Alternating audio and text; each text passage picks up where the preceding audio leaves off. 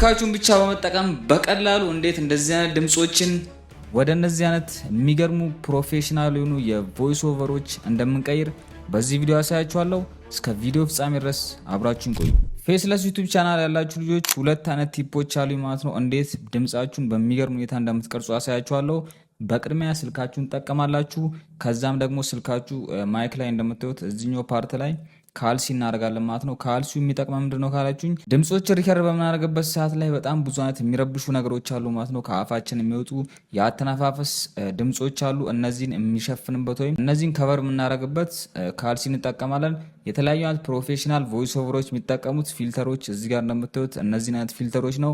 ነገር ግን እኛ ካልሲያችን እንጠቀማለን ቤታችን ውስጥ ሆነን። ሌላኛው ደግሞ ድምጻችን ኢኮ እንዳይኖረው ወይም ደግሞ አሁን እንደምትሰሙት አይነት ኢኮ ወይም የሚያስተጋባ አይነት ድምጽ እንዳይኖረው የምትፈልጉ ከሆነ አንሶላ ውስጥ በመግባት ወይ ብርድ ልብስ ውስጥ ወይም ደግሞ እኔ ሪከርድ እንደማደርገው እንደምታዩት ቁምሳጥን ውስጥ ገብቼ ነው በጣም ብዙ ጊዜ ሪከርድ እንደማደርገው።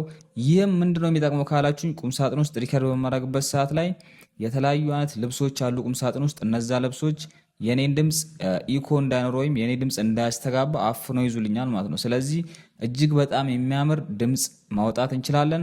እነዚህ ነገሮች ደግሞ ማትጠቀሙ ከሆነ ለምሳሌ ያክል እንደኔ ቁጭ ብላችሁ እንዲ ሪከርድ የምታደርጉ ከሆነ መጠቀም ያለባችሁ አንድ አፕሊኬሽን አለ፣ ካፕከት ይባላል። እዛ ላይ እንዴት ፕሮፌሽናል የሆነ ድምጾችን ኤዲት እንደምናደርግ አሁን አሳያችኋለሁ። በቅድሚያ ግን ይህንን ፊቸር ለማግኘት ካፕከት ፕሮ ሊኖራችሁ ይገባል። እኔ ካፕከት ፕሮ ስለምጠቀም በቀላሉ ካፕከት ውስጥ ገባለሁ ማለት ነው እንደምታዩት። ከዛም በስልኬ ሪከርድ ያደረጉትን ድምጽ ለምሳሌ ያክል መግቢያ ላይ ያሳያችሁን ድምጽ እዚህ ጋር አስገባለሁ። ከዛም የድምጽ ወይም ደግሞ የሳውንድ ምልክቱን ከተጫንኩ በኋላ ቮይስ ኢፌክት ወይም ደግሞ ሳውንድ ኢፌክት የሚባል አለ እዚህ ጋር እንደምታዩት። እሱን ከተጫንም በኋላ በጣም ብዙ አይነት አማራጮች አሉ። ከነዚህ ውስጥ የምንመርጠው እኛ ባስ ቡስት የሚባለው ወይም ደግሞ ቤዛችንን ቡስት የምናደርግበት ነው። እሱን እንጫነዋለን። ቤታችሁ ውስጥ ሆናችሁ እንዴት በቀላሉ ከዛም በመቀጠል በምንፈልገው አይነት ቁጥር ወይም ደግሞ የምንፈልገውን ቁጥር እያስተካከልን ድምፁ ልክ አሪፍ ሲሆንልን እዛ ጋር እናቆማለን ማለት ነው። እንደምታዩት ድምፃችንን በቀላሉ ኤዲት ማድረግ እንችላለን። ፕሮፌሽናል የሆኑ የቮይስ ኦቨሮች እንደምንቀይር በዚህ ቪዲዮ ያሳያችኋለሁ።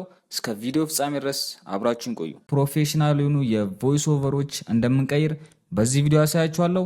እስከ ቪዲዮ ፍጻሜ ድረስ አብራችሁን ቆዩ። ይህ ድምፅ በስልክ የተቀዳ አይመስልም። እንደምትሰሙት ፕሮፌሽናል ስቱዲዮ ውስጥ ወይም ደግሞ ከትልቅ የሬዲዮ ጣቢያ የሚወጣ ድምጽ ነው የሚመስለው። ስለዚህ በዚህ መልኩ በቀላሉ የተለያዩ አይነት ቮይስ ኦቨሮችን መቅዳት ትችላላችሁ። እንዲሁም ደግሞ የቪዲዮቻችሁን ድምጽ በዚህ መልኩ ኤዲት አድርጋችሁ ማሳመር ትችላላችሁ። በጣም ብዙዎቻችሁ ይሄን ጠይቃችሁኛል። ያንተ ድምጽ እንዴት ነው እንዲህ ሊያምር የቻለው ወይም ደግሞ ያንተ ድምጽ እንዴት ነው እንዲህ ቤዝ ሊኖረው የቻለው ብላችሁኛል። ሚስጥሩም ይሄ ነው እንግዲህ በቀላሉ ይህንን በመጠቀም ነው የተለያዩ አይነት ቮይስ ኦቨሮችን ስቀዳ የነበረው። ስለዚህ እናንተም ይህ ነገር ይጠቅማችኋል ብዬ ተስፋ አደርጋለሁ። ሌላ ቲፕ ወይም ደግሞ ሌላ እንድነግራችሁ የምትፈልጉት ነገር ካለ ሐሳባችሁን ኮመንት ላይ አስቀምጡልኝ። ለዛሬ ይዤላችሁ የመጣሁት አጭር ቪዲዮ ይመስል ነበረ። በጣም እንደጠቀማችሁ ተስፋ አደርጋለሁ። እንዴት ቮይስ ኦቨሮችን በፕሮፌሽናል መንገድ ሪከርድ እንደምናደርግ የሰራሁት ቪዲዮ አለ እዚህ ጋር አስቀምጥላችኋለሁ።